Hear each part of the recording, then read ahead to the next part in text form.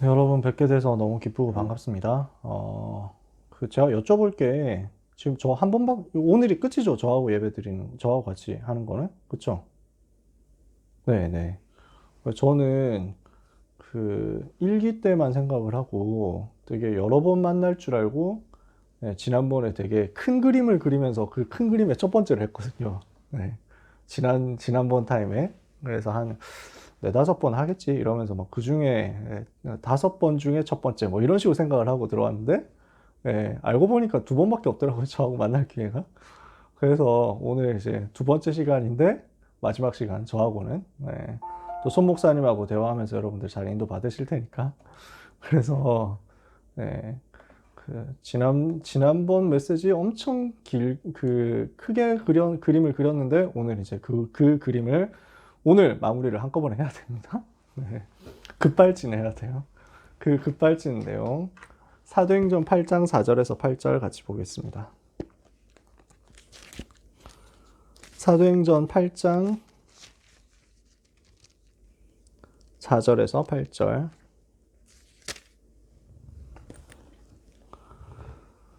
네, 여러분 잘 아시는 성경 구절 본문입니다. 사도행전 8장 4절에서 8절 찾으셨으면 같이 읽겠습니다.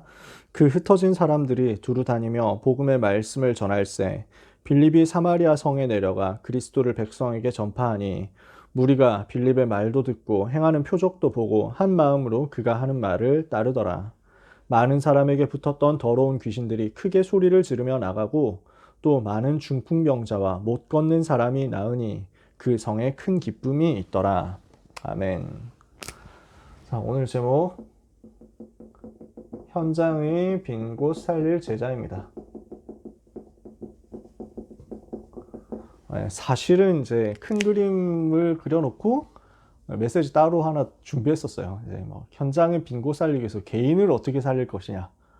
이거 해놓고 이제 메시지 다 썼는데 알고 보니까 한 번밖에 안 남았다. 그래서 그건 접고 네, 그래서 오늘 이제 원래 하고 싶었던 처음 여러분들을 만났을 때 하고 싶었던 그 얘기로 바로 들어가게 됐습니다. 이게 사도행전 8장 4절에서 8절이에요. 그러니까 하나님이 빈 곳을 살리는 증거를 제일 모델적으로 주셨던 포인트가 여기입니다. 사도행전 8장 4절 8절. 빈 곳 중에 빈 곳이 당시에 현장의 빈 곳 중에 빈 곳이 사마리아였거든요. 많은 현장들이 있겠지만 그 중에서 사마리아였어요. 그 사마리아를 두고 살릴 사람을 하나님이 준비해 놓고 마침내 그 현장으로 파고들게 했던 거죠. 자, 이 부분을 우리가 오늘 누려야 되겠습니다. 안 그래도 할 말은 많은데 또 제가 토요일 날은 스케줄이 너무 이렇게 빡빡해가지고 빠듯해서 우리 뭐 민진 선생님 잘 아시니까요.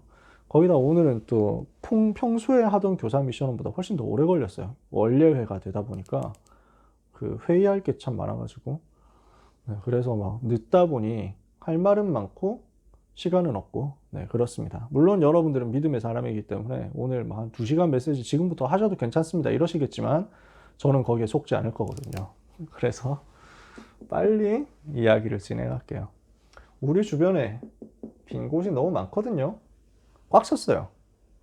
근데 대부분은 빈 곳이라고 못 봐요. 왜? 전도자의 눈이 필요하거든요.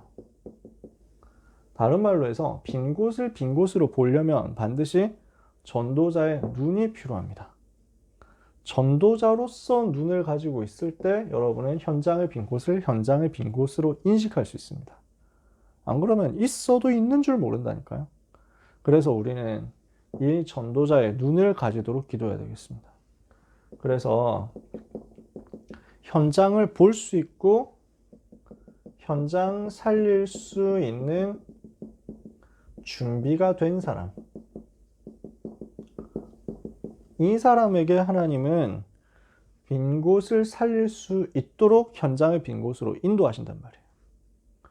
그래서 오늘 얘기는 빌립입니다.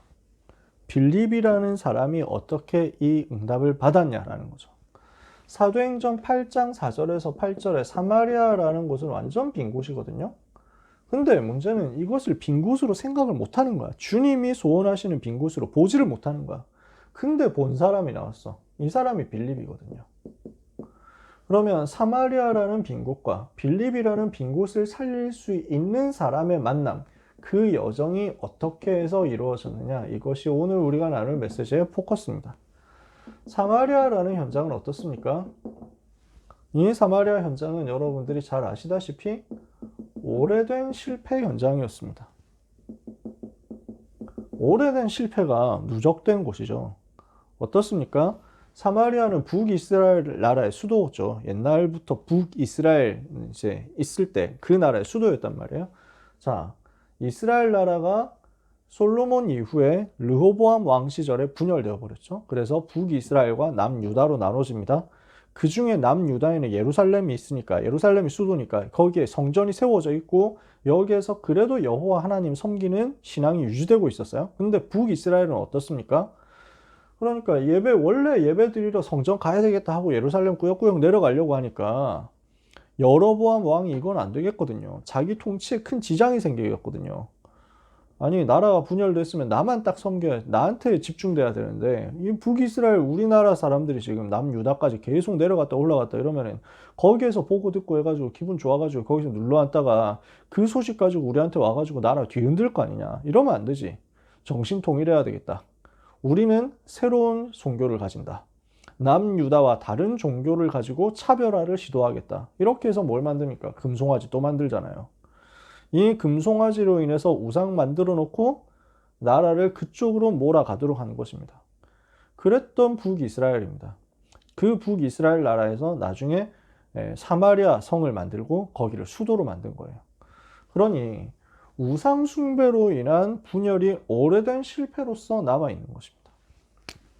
북이스라엘이 가지고 있었던 우상 숭배 때문에 온 실패가 사마리아에는 각인되어 있습니다. 그러니까 이 실패가 결국 나라 멸망으로 이어질 수밖에 없잖아요. BC 722년에 북이스라엘은 아수르 나라에 멸망당합니다. 근데 남유다는 바벨론 나라에 멸망당해가지고 BC 586년에 포로가 되어서 끌려가잖아요. 그 남유다의 포로와 북이스라엘의 포로는 색깔이 좀 다릅니다. 남유다의 포로는 그대로 갔다가 그래도 많은 사람이 돌아올 수 있었거든요. 그러니까 남유다 사람들은 그 멸망당해서 포로가 되어간 거기에서도 그 자기들의 정체성을 유지했어요. 정확하게 말하면 남유다 사람들 중에 포로로 끌려간 사람들이 렘넌트였던 거예요. 그루터기 운동이라는 언약을 붙잡고 있는 상태에서 포로가 되어갔거든. 그러니까 그 포로되어간 그 현장에서 언약을 붙잡았던 거예요. 그 다니엘과 새 친구 같은 사람이 포로 1세대 아닙니까? 처음 포로로 끌려가가지고 거기서 언약 붙잡고 자기 정체성 렘넌트로서 하나님 자녀로서 전도자로서 가지고 있으니까 이 팀들 중심으로 끌려가 있는 채에서도 지속을 했거든요. 그러니까 하나님의 시간표 따라서 돌아와가지고 다시 성전 세우죠. 남유다 포로는 그런 의미가 있었어요. 근데 북이스라엘의 포로는 그렇지 않았습니다. 북이스라엘 나라는 포로가 되어서 끌려갔는데 끌려간 거기에서 형체가 없어져 버려요. 사실상 대부분이 형체가 없어진 채 그 사회에서 동화되어 가지고 없어져 버렸습니다. 아수르 나라 일반 백성들하고 다를 바 없이 그냥 흩어졌어요. 아주 소수 남았어요. 아주 소수. 그런 사람들이 그러니까 지파로서의 형태가 유지가 안 되도록 무너져 버린 거예요. 그래서 포로로 끌려가 버리죠. 그 다음에 남아있는 사람들도 있습니다. 그 남아있는 사람들은 어떻게 되냐면 아수르의 강제 이주 정책에 의해 가지고 다른 이민족들이 들어와서 이방인들이 들어와서 아수르 정권에 의한 강제 결혼을 하게 됩니다. 그러니까 뭐 약탈혼 비슷하게 해가지고 뭐 강간당하다시피 해가지고 결혼하기도 하고 이렇게 되어서 결국 뭐가 되냐? 혼혈이 되는 거죠. 사마리아라는 동네에 원래 있었던 사람들은 대부분 포로가 되어서 끌려가서 그 포로 현장에서 사라져 버렸고 민족적 정체성을 잃어버리고 사라져 버렸고 그러니까 여러분 그 신약 시대 보면은 유다 지파 남아 있잖아요. 베냐민 지파 후손 그 바울이 남아 있잖아요. 레위 지파 남아 있습니다. 레위 지파가 이제 바나바 같은 사람이죠. 근데 나머지 지파는 얘기가 없어요. 나는 에브라임 지파다, 나는 갓 지파다, 나는 단 지파다 없습니다. 왜냐? 이미 그때는 그 정체성이 사라져 버렸거든요. 그러니까 남유다에 있었던 베냐민 지파, 유다 지파 이 두 지파와 그 다음에 그 속에 있었던 레위 지파 요 세 지파만 정체성 남고 나머지 9지파는 사라져 버렸다니까요. 그렇게 된 상태에서 그 남아 있었던 몇 명이 강제로 결혼당하고 거기에서 혼혈 자손들을 낳았습니다. 그 후손들이 사마리아 사람들인 거예요. 그러니 사마리아는 어떻습니까? 오래된 상처의 사람들입니다. 상처가 얼마나 많았겠어요. 쉽게 말해서 그냥 그 국제 결혼인데 뭐 그냥 말해서 국제 결혼인데 아주 쉽게 리얼하게 적나라하게 표현하면은 그 강간당하다시피 해가지고 이렇게 된 후손들이니까 얼마나 상처가 많겠냐고요. 근데 이 오래된 상처를 두고 유다 사람들은 뭐라고 생각하냐면 정체성 유지 못하고 혼혈돼가지고 이방인하고 피 섞은 이상한 사람들 이렇게 본 거예요. 부정한 자들 이렇게 본 겁니다. 완전히 외면당한 현장입니다. 그러니까 이념적으로 본 사람들, 이념적으로 생각하는 사람들은요, 이거를 순수하지 못한 사람들이라고 봐버리는 거예요. 그러니까 이념을 가지고 편견을 가지고 접근하니까 정죄만 남습니다. 유다 사람들은 사마리아 사람하고 상종도 안 했어요. 그러면서 어떻게 하냐?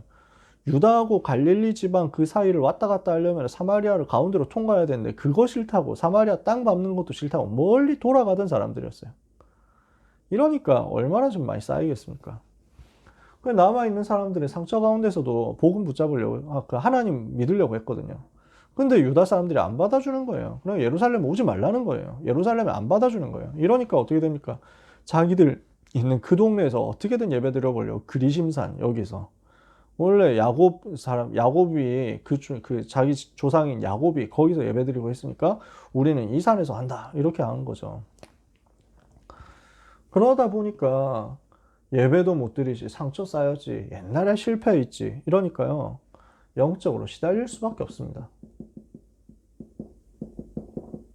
굉장히 시달리는 현장이죠. 나중에 보면 나오잖아요. 영혼의 질병, 정신, 마음의 질병, 육신의 질병으로 완전 시달리는 재앙지대 되어버린 거예요. 그래서 아무도 여기를 안 가요. 이 현장으로 아무도 갈 생각 없어요. 근데 이 노바디의 현장에 주님이 가신 겁니다. 아무도 안 가려고 하는 거기에 요한복음 4장에 주님이 찾아가셨어요. 그죠? 그래서 아니 유다 사람이 어떻게 이 동네에 왔냐? 그리고 유다 사람인 당신이 왜 사마리아 여자인 나에게 물 달라 하느냐? 이러는 거죠. 아무도 안 가는 곳이었거든요. 근데 아무도 안 가지만 분명히 갈급한 자가 있고요. 예비된 자가 있는 현장이었어요. 그래서 요한복음 4장이 사마리아 수가성 우물가의 여자 한 사람 때문에 그 동네 사람들이 전부 복음 받잖아요. 그러니 현장에 이미 준비가 되어 있는데 아무도 여기 안 가니까 복음화가 안 된 현장. 그러니까 주님의 한이 담겨 있고 주님의 명령이 향해 있는 현장이 바로 사마리아 현장입니다. 사도행전 1장 8절에 오직 성령이 너에게 임하시면 너희가 권능을 받고 예루살렘과 온 유대와 사마리아와 땅끝까지로 내 증인이 되리라. 그러니까 주님은 여기에 한을 담고 계신다니까요. 사도행전 1장 8절에 직접 언급하셨다니까요. 사도행전 1장 8절 어디입니까? 예수님의 제일 마지막 최후에 주신 말씀 아닙니까? 거기에 담겨있는 곳이 사마리아라니까요. 거기에 담겨있는 곳이 빈 곳이라니까. 얼마나 중요합니까? 근데 종교와 율법의 눈으로는 절대 볼 수 없는 현장이에요. 종교의 눈, 율법의 눈, 지식의 눈, 이념의 눈, 사상의 눈을 가진 사람은 절대 볼 수 없고 절대 갈 수 없는 현장. 근데 여기에 지금 빌립이라는 사람이 들어간 거죠. 그러니까 얼마나 중요합니까? 이 빌립이 어떻게 준비됐습니까? 사마리아라는 이 땅에 빌립이라는 사람이 들어갈 수 있도록 어떻게 준비가 된 겁니까? 살릴 수 있는 제자로서 준비가 이미 된 겁니다. 어떻게 준비되었냐? 주님이 부르심을 체험한 거예요. 누가복음 10장 1절에서 20절. 여러분 내용을 아십니다. 뭡니까? 70인 제자를 부르신 거예요. 12제자 외에 따로 70인을 부르사 유다 각동 각처로 나가가지고 이 복음을 전하게 하면서 권세와 능력을 줘가지고 보내셨다. 이 70인에게 주셨던 메시지를 보면요. 주님이 70인에게 주셨던 메시지를 찾아보면 메시지 내용이 12제자에게 주셨던 마태복음 10장의 메시지와 똑같습니다. 그러니까 사도와 같은 메시지를 받은 거죠. 저는 이 부분에 대해서 대학 선교국에 있을 때 오천록 목사님께 집중적으로 훈련을 받았습니다. 아마 민지은 선생님 기억하실 거예요. 그때쯤 아마 계셨었죠, 그렇죠? 오천록 목사님 메시지 하실 때 집중적으로 70인에 대한 이야기를 많이 하셨어요. 사도와 똑같은 메시지 훈련받고 사도와 똑같이 능력 나타내고 증거 나타냈는데 근데 사도와 다른 거 딱 하나, 이름만 없다. 이름 없는 제자, 현장 지키는 제자, 70인 제자, 평신도 중직자 제자. 12명의 사도 제자는 무엇이냐? 스타다. 스타. 별 같은 사람이다. 그래서 예수님이 그러니까 요한계시록 2장에서 7별을 잡고 7금촛대 사이로 지나신다 그랬거든요. 7별을 그 손에 잡았는데 7별은 그 교회 지도자, 목회자들을 말하는 거예요. 그러니까 별, 스타예요, 스타. 그러니까 목사님들은 유명하죠. 상대적으로. 근데 그 말은 무슨 말이냐면 뭐 유명해지니까 좋고 뭐 인싸되고 이렇습니까? 그 얘기가 아니고 표적이 된다는 거예요. 핍박의 표적이 된다. 그러니까 지명수배받기 딱 좋네 이거예요. 이름 다 드러나 있으니까. 그래서 로마 시대 때 사도들이 다 순교했잖아요. 사도 요한만 마지막에 이제 유배당했지, 나이 많다고. 나머지 사도들은 다 순교했습니다. 그렇죠? 바울까지 다 순교했습니다. 근데 사도들이 다 순교하는데 이 복음이 안 없어지는 거예요. 왜냐? 이름 없는 전문인, 중직자, 70인 요원 전도 제자들이 현장에 깔려 있는데 이 사람이 산업인으로서 중직자로서 자기 현장 살리면서 랩넌트 살리면서 교회를 살리니까요. 로마 제국 입장에서 브리스길라 아굴라를 없앨 수가 없는 거예요. 왜냐? 브리스길라 아굴라 없으면 군납, 천막 누가 만들어? 이거예요. 그러니까 이 사람들 없으면 천막 누가 하냐? 루디아 죽일 수가 없어요. 왜? 루디아 없으면은 자주색 옷감은 누가 조달하냐? 못 막는 거예요. 꼭 필요한 일을 하면서 불신자가 봐도 막을 수 없는 일들을 하나님이 주시는 지혜를 가지고 하면서 그 응답과 증거를 가지고 전도운동 돕는데 이렇게 응답받은 70인 요원들, 중직자들, 전문인들이 이름 없는 제자들이 초대교회에 쫙 깔려 있었던 겁니다. 주님은 이걸 계획하시고 미리 이 70인 제자들을 불렀어요. 그 70인 요원으로서 주님이 훈련하시는 그 훈련의 내용을 가지고 현장 들어갑니다. 이러니까 70인들이 어떻게 됩니까? 70인이 기뻐하면서 돌아와서 이르되 주여 주의 이름으로 귀신들도 우리에게 항복하더이다. 제가 지금 몇 시간에 걸쳐서 해야 되는 얘기를 오늘 한 번에 해야 됩니다. 그래서 지금 간단하게 칠판에 쓰지도 않고 얘기를 하는 거예요. 쓸 공간도 없으니까. 주의 이름으로 귀신들도 우리에게 항복하더이다. 영적 사실을 제대로 본 거죠. 사마리아 살리려면 어떻게 해야 돼요? 빈 곳 살리려면 어떻게 해야 됩니까? 영적 사실 볼 수 있어야 됩니다. 귀신 현장 볼 수 있어야 됩니다. 귀신이 뭐며 어떻게 활동하는지, 사단의 전략이 뭔지, 사단의 정체가 뭔지, 이 사단의 권세를 뭘로 가지고 꺾을 것인지 여기에 대한 실제 응답을 현장에서 전도하면서 봤다는 거예요. 그러니까 주님이 기뻐하면서 얘기하죠. 싱긋이 웃으시면서 말씀하셨을 거예요. 그랬다는 표정 묘사는 없습니다만 예수님이 대답하십니다. 예수께서 대답하여 이르시되 내가 사단이 하늘로부터 번개같이 떨어지는 것을 보았노라. 사단이 번개같이 하늘로부터 막 떨어져가지고 무너져 내리는 것을, 사단의 나라가 무너져 내리는 것을 나는 봤다. 내가 뱀과 전갈을 밟으며 원수의 모든 능력을 제어할 권능을 너희에게 이미 주었으니 너희를 해할 자가 결단코 없다. 영권을 받죠. 영적인 권세를 가졌단 말이에요. 영적인 권세에 대해서 이해했단 말이에요. 체험했단 말이에요. 그리고 마지막에 중요한 얘기를 예수님이 하시잖아요. 그러나 귀신들이 너희에게 항복하는 것으로 기뻐하지 말고 너희의 이름이 하늘나라 생명책에 기록된 것을 기뻐해라. 아, 우리가 증거 때문에 기뻐하는 거 말고 내가 복음 받은 것 때문에 기뻐해야 되는구나. 복음 때문에 계속 감사해야 되는구나. 영적 상태에 대해서, 근본에 대해서 메시지를 주신 거죠. 딱 잡아주신 거예요. 요때 부름을 받았을 것이다. 왜 그렇습니까? 지금 나중에 초대교회에서 7명의 중직자를 세우잖아요. 7집사를 세우잖아요. 그 7집사를 아무나 세웠겠냐고요. 아무나 중간에 굴러 들어온 사람 세울 수도 있죠. 근데 지금 타이밍 그게 아니잖아요. 교회를 살리고 전 현장을 살리는 진짜 갈등 해결할 중요한 일을 해야 되는데 이 사람을 그냥 함부로 세울 수가 없고 반드시 처음부터 훈련 제대로 된 사람을 세웠을 것이다. 많은 사람 중에. 최소한 그 훈련의 의미를 알고 인도받았던 사람들을 세울 수밖에 없는 거예요.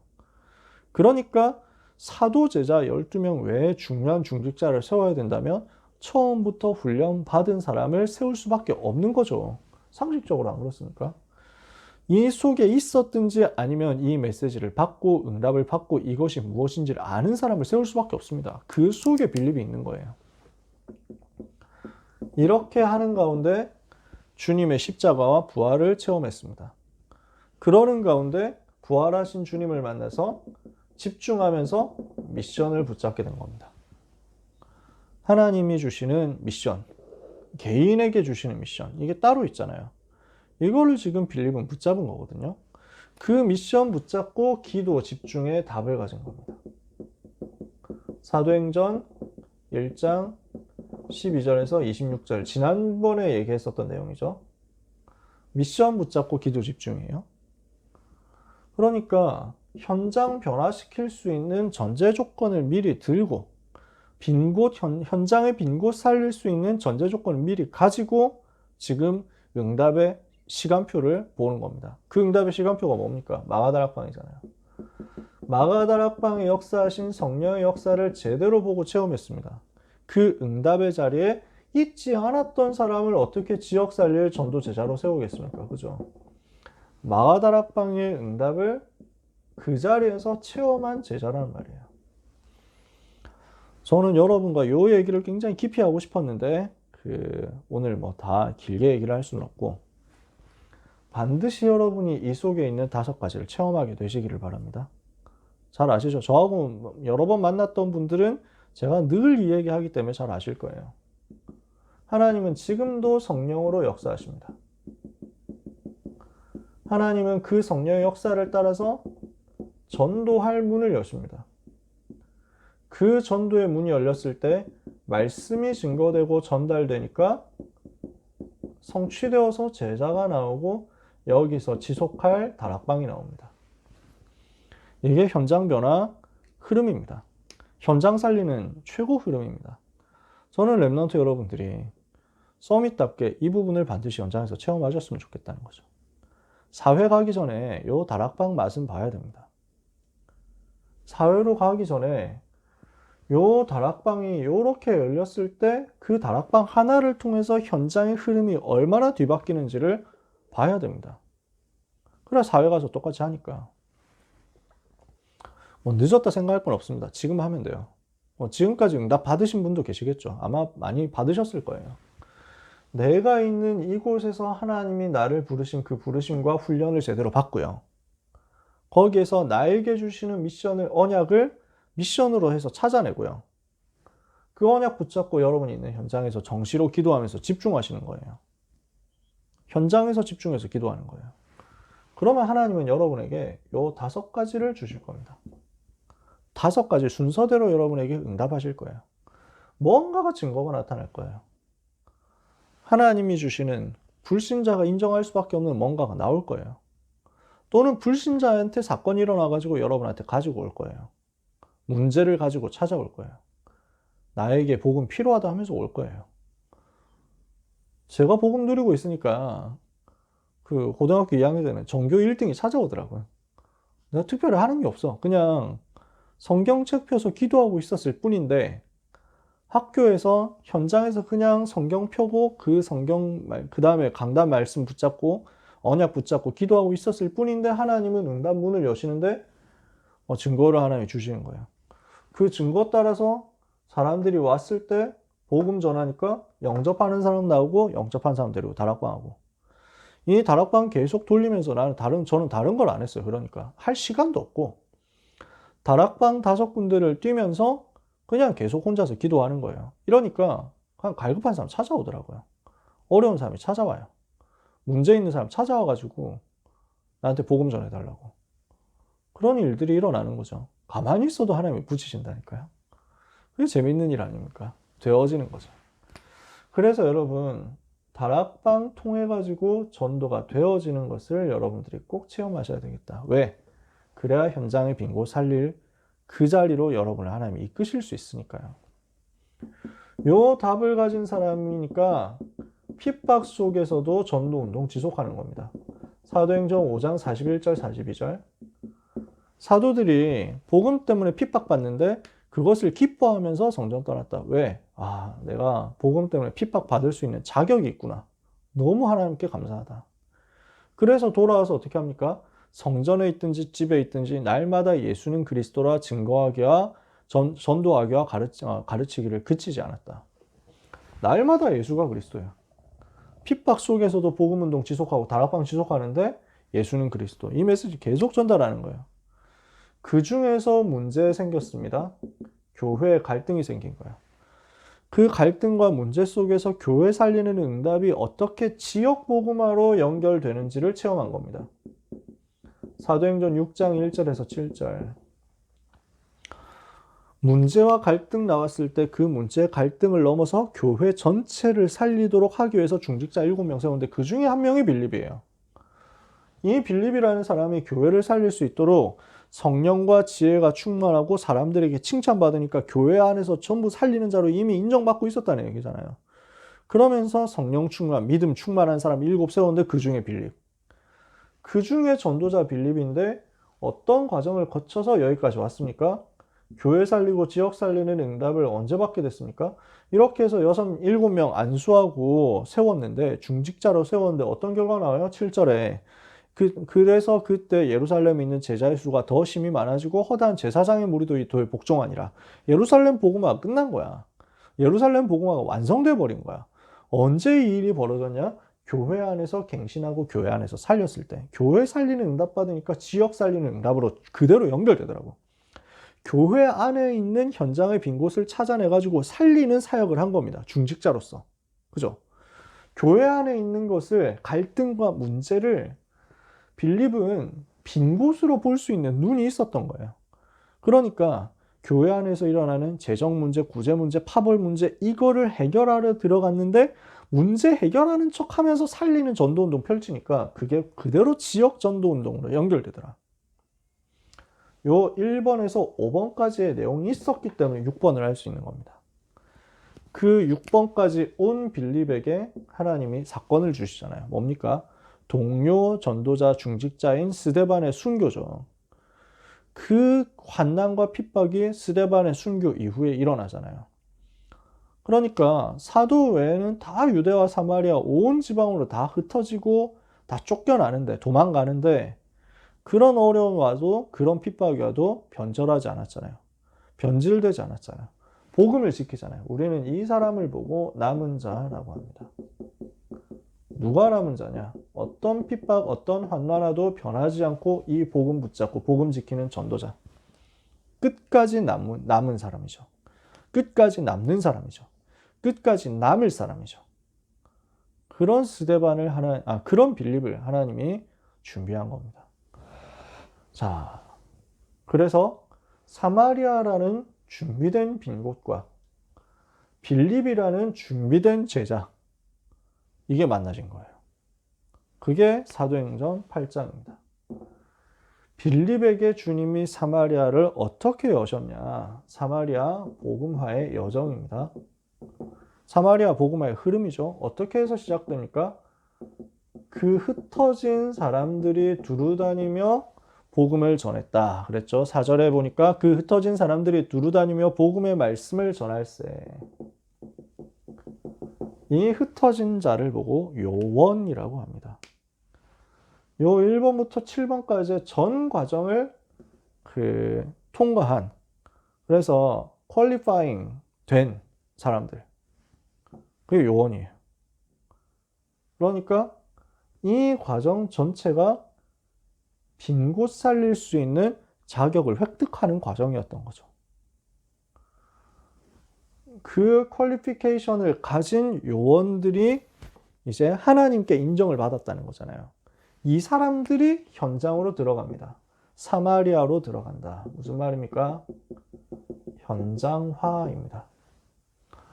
요원화된 사람들이 현장 파고 들어갔다고요. 여기는 앞에도 얘기했잖아요. 전도자에게만 보이는 빈 곳입니다. 빈 곳 현장으로 파고드는데 전도자만 이거 볼 수 있잖아요. 내가 전도자로 요원으로 준비되어 있으니까 하나님이 이 빈 곳을 볼 수 있는 눈을 여신 거예요. 그리고 핍박과 환난이 오히려 문이 됩니다. 다른 사람에게는 핍박과 환난은 진짜 노바디의 사건이거든요. 너무너무 고난당하는 사건, 너무너무 고생되는 일, 너무너무 슬프고 힘든 일, 이렇게 되잖아요.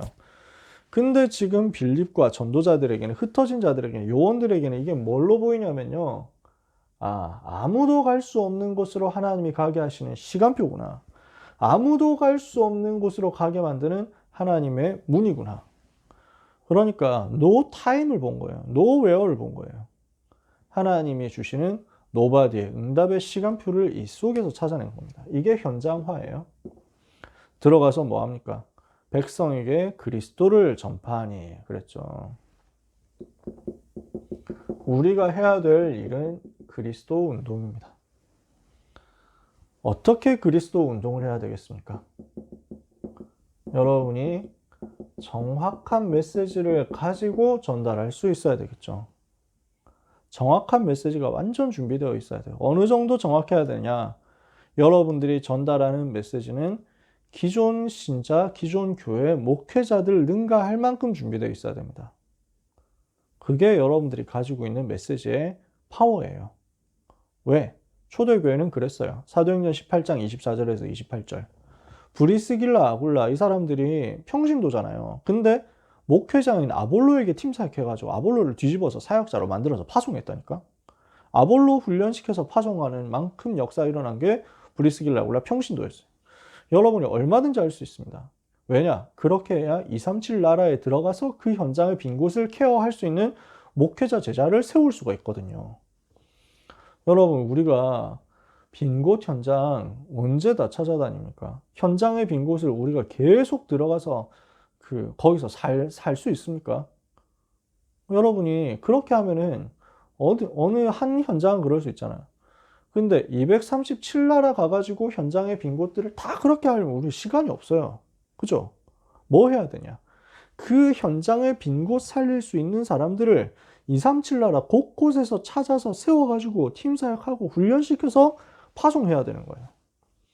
그게 우리 다락방 전략이거든. 그러니 여러분들은 그 기존 교단 목회자 살릴 수 있을 만큼의 정확한 메시지를 붙잡고 전달해주는 입장 돼야 되는 거예요. 정확한 메시지가 들어갑니다. 빌립이 백성에게 그리스도를 전파했다. 그죠? 가장 정확한 메시지 전달한 거예요. 그러니까 하나님이 여기에 증거를 주시잖아요. 그래서 8장 6절에 보니까 무리가 빌립의 말도 듣고 행하는 표적도 보고 한 마음으로 그가 하는 말을 따르더라 그랬죠. 증거가 나옵니다. 말씀과 함께 증거가 나오는 거예요. 우리가 하는 메시지가 말로만 된 것이 아니다. 능력과 성령과 큰 확신으로 된 것이다. 우리에게는 하나님이 이것을 준 겁니다. 믿음의 역사, 사랑의 수고, 소망의 인내. 이 답을 가지고 능력과 성령과 큰 확신으로 우리는 복음을 전하는 거죠. 말로만 전하는 것이 아니다. 말과 지혜의 아름다움으로만 전하는 것이 아니다. 우리는 능력과 성령과 큰 확신을 가지고 증거하는 것이다. 그러니까 여기 어떻게 됩니까? 제자가 나오잖아요. 무리가 그 빌립의 말도 듣고 행하는 표적도 보고 한 마음으로 그가 하는 말을 따르더라. 일심하는 제자들이 나온 겁니다. 제자화되는 역사가 일어나는 거죠. 그러면요, 그 제자화의 결과로 뭐가 세워지냐면요,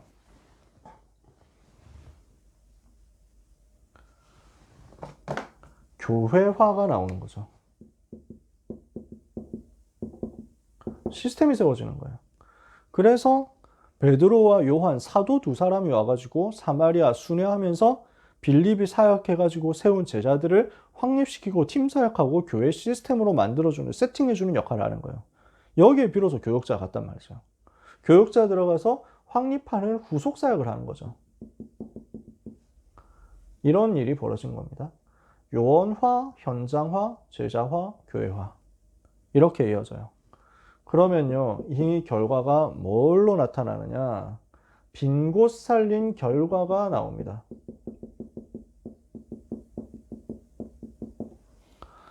아무도 할 수 없는 치유가 나온 거예요. 아무도 해낼 수 없는 치유가 나오는데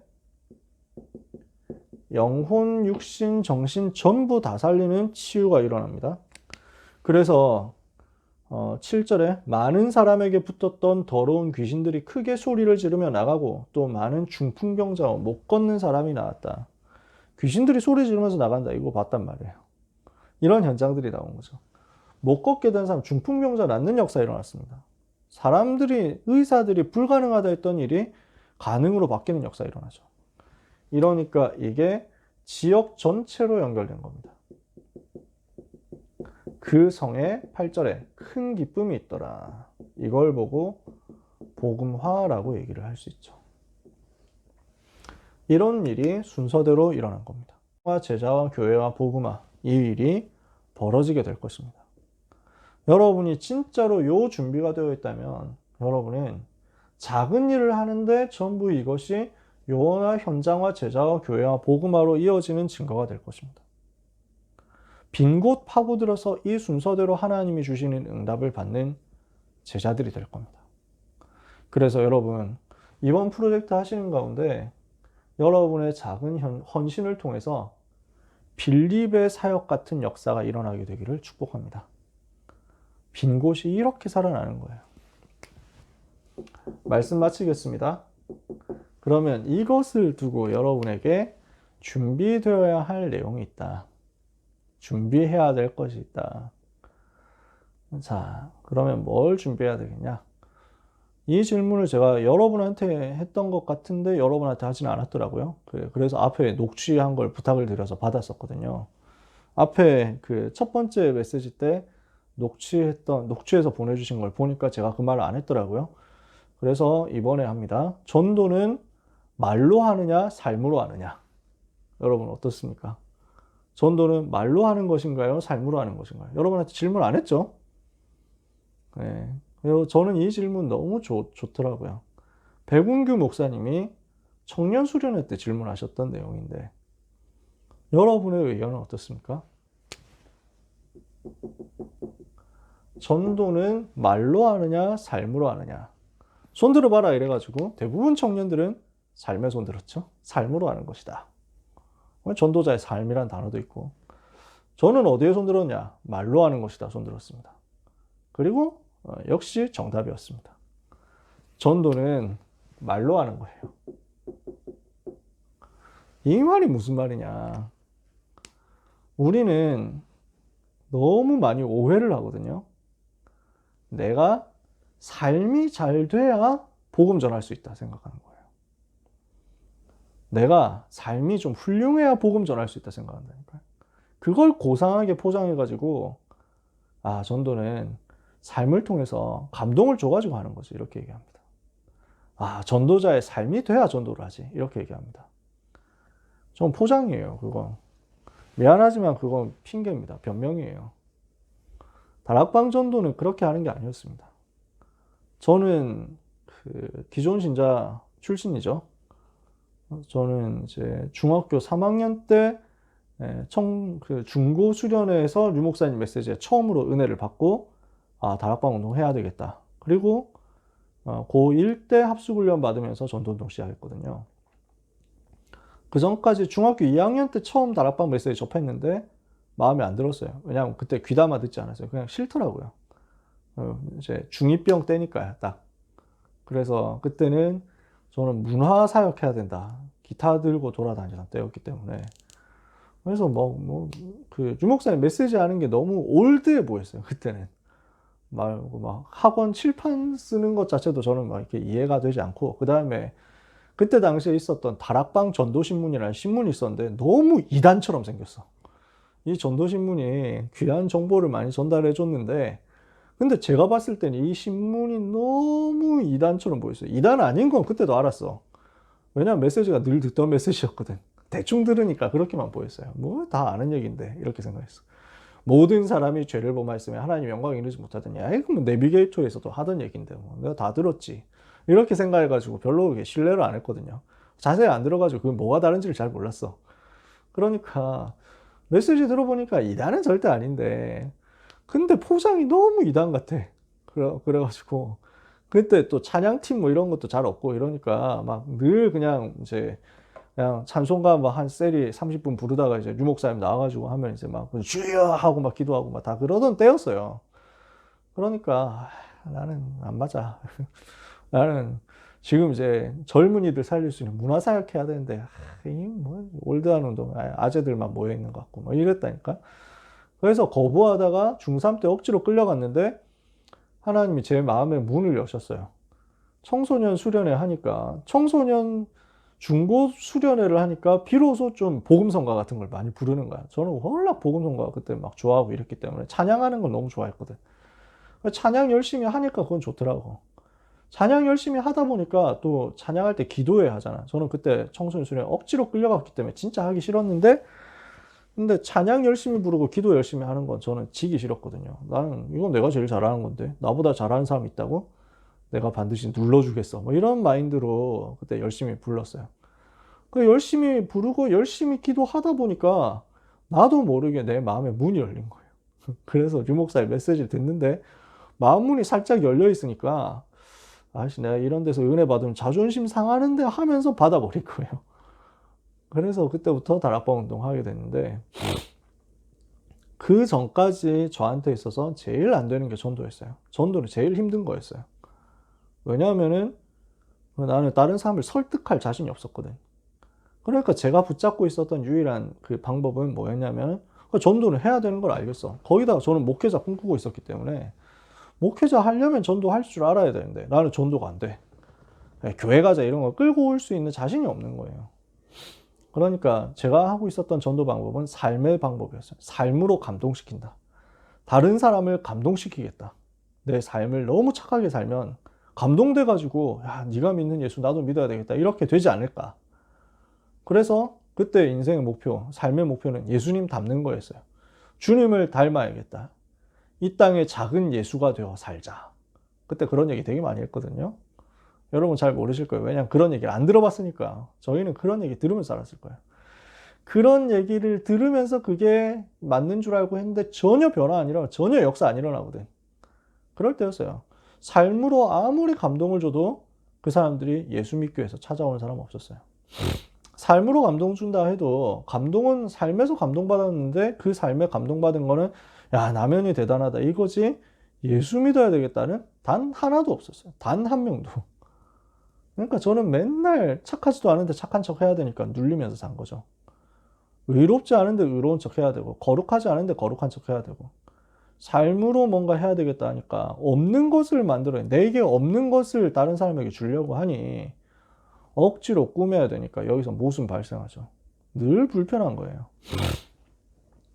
랩런트들은 작은 예수 뭐 이런 얘기 한 번도 안 들어봤기 때문에 그런 얘기 들으면 오히려 감동받는 사람들이 있더라고요. 주님을 닮아야 되는데 너는 어떻게 살고 있냐? 예수님처럼 살아야 되는데 너는 왜 예수님과 삶의 거리가 뭐냐? 주님이 가르치신 삶을 너는 살고 있니? 뭐 이러는데, 이런 헛소리 하는데 미안합니다. 헛소리라고 해서. 근데 헛소리예요. 진짜 헛소리, 쌉소리거든. 근데 그 쌉소리에 넘어가는 거야, 랩런트들이. 안 들어봐가지고 그렇지. 나는 진짜 너무 어처구니가 없어. 다락방 전도 운동은 그러라고 하는 운동이 아닙니다. 다락방 들어와 보니까, 메시지 들으면서 훈련받아 보니까 나는 정말 엉터리였어요. 삶으로 한다고 해놓고 그걸로 핑계 대면서 전도 안 하고 있더라고. 왜 말로 하느냐. 내 삶으로 한다고 하면 그건 내 수준이잖아요. 내 삶으로 전도하면 그건 내 상태잖아요.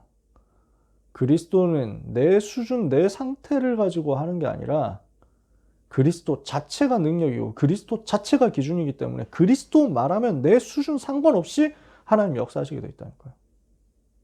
이게 다락방 운동이에요. 다락방 전도 운동은 뭐냐?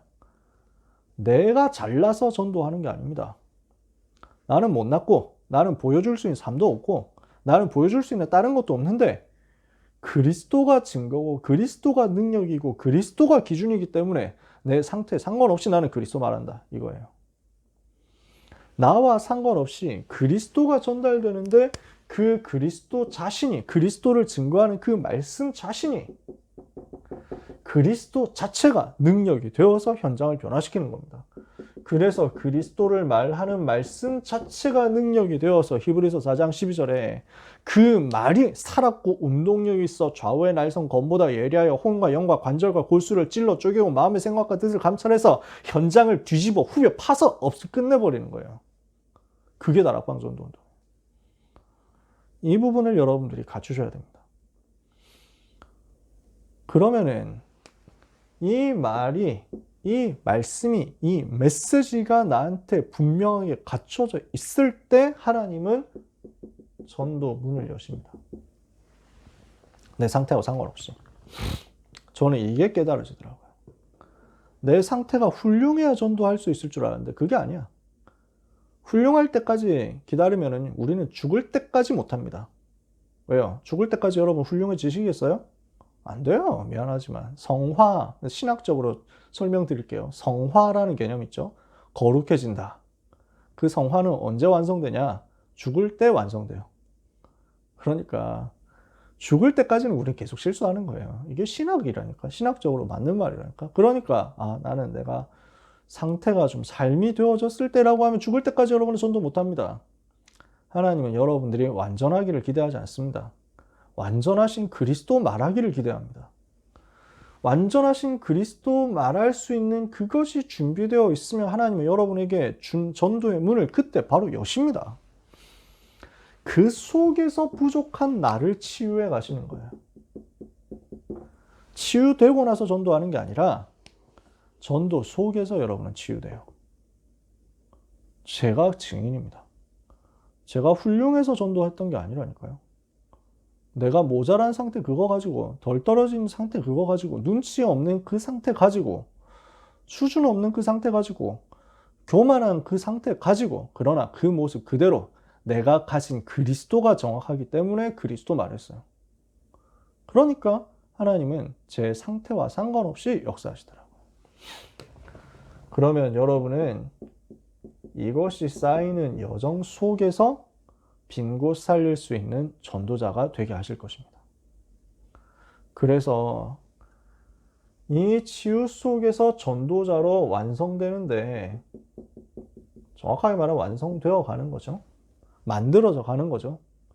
빈 곳에 있는 현장을 살리고 빈 곳에 있는 중요한 개인을 살리는 역사가 일어날 겁니다. 이게 빌립의 인생이에요. 빌립의 인생. 빈 곳에 있는 현장 살리는 사도행전 8장 4절에서 8절의 인생.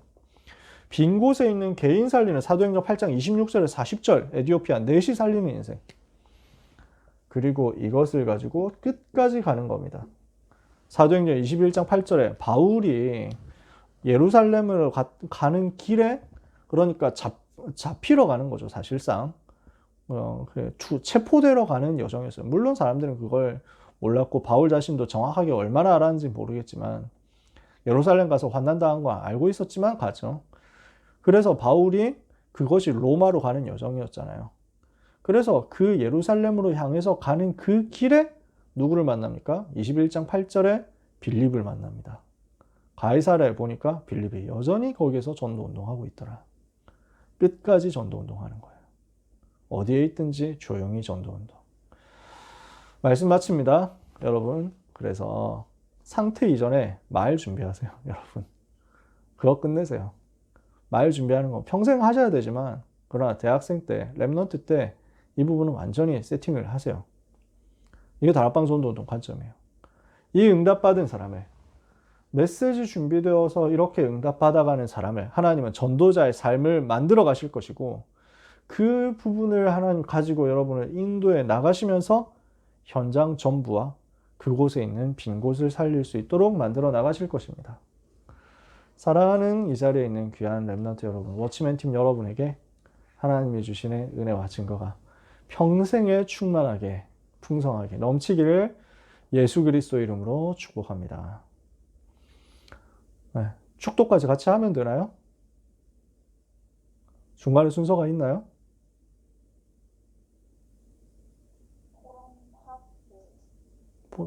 네, 축도는 포럼하고 하는 건가요? 아, 네.